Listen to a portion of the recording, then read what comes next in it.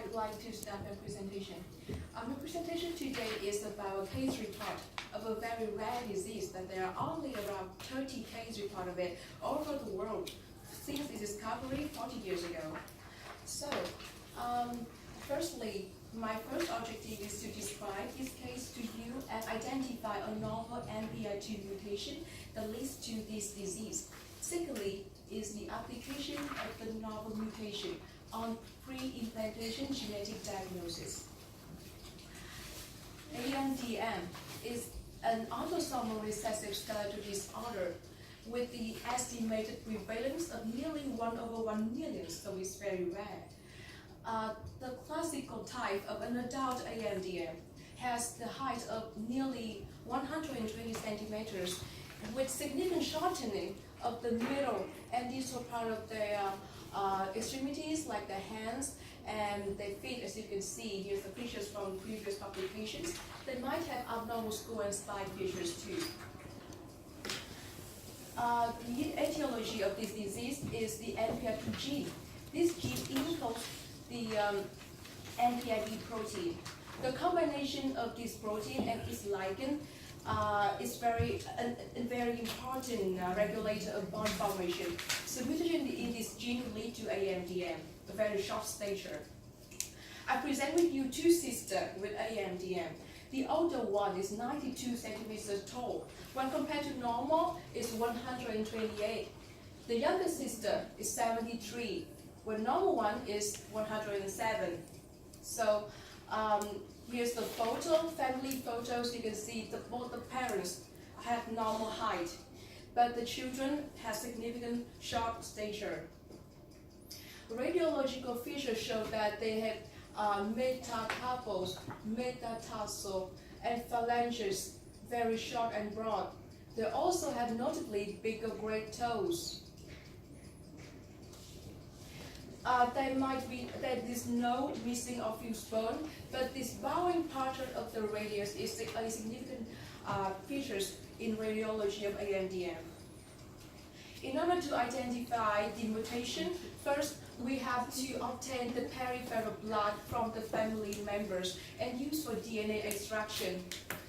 Whole NPI2 exome sequencing is applied in order to identify the mutation C152T2C in exome 1 of NPI2 gene.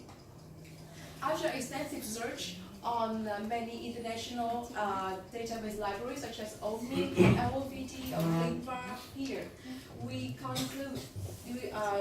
confirm that this mutation is novel, which means that it hasn't been published anywhere.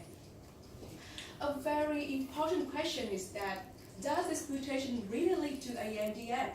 We ask ourselves. So, firstly, we learned that this mutation locates in the extracellular part of NPIB protein.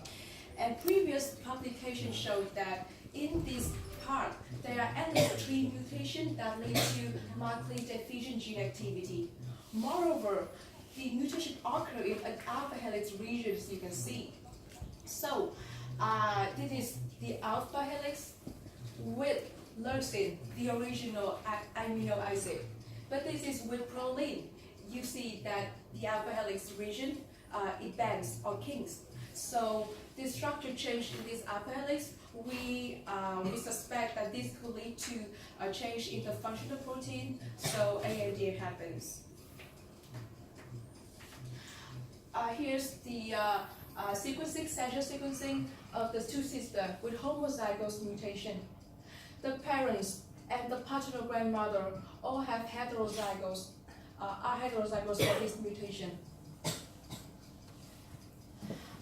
With both of their parents are heterozygous for the mutation, there is 25% chance every next child they have would be affected with AMDM. But they all hope for a normal baby. Therefore, after genetic counseling, they all agree to perform pre-implantation genetic diagnosis without help.